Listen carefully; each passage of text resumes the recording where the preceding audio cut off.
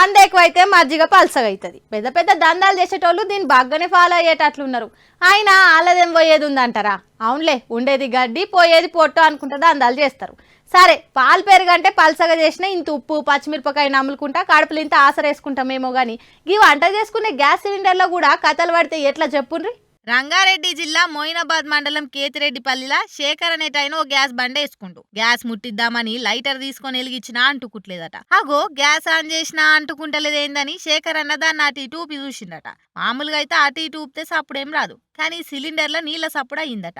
అరే ఇదేం కోసరం అని గ్యాస్ ఏజెన్సీల దగ్గరకు పోయి ముచ్చటంతా చెప్పిండట.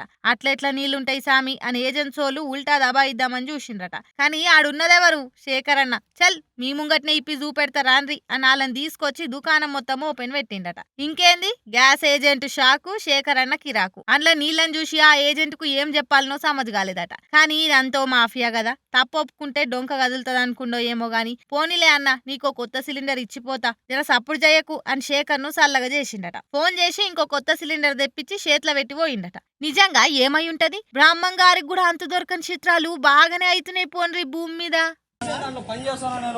నేనేమన్నా ఇచ్చిందా నీకు, లేకపోతే నేనేమన్నా నింపించిందా? అట్లా అంటారా?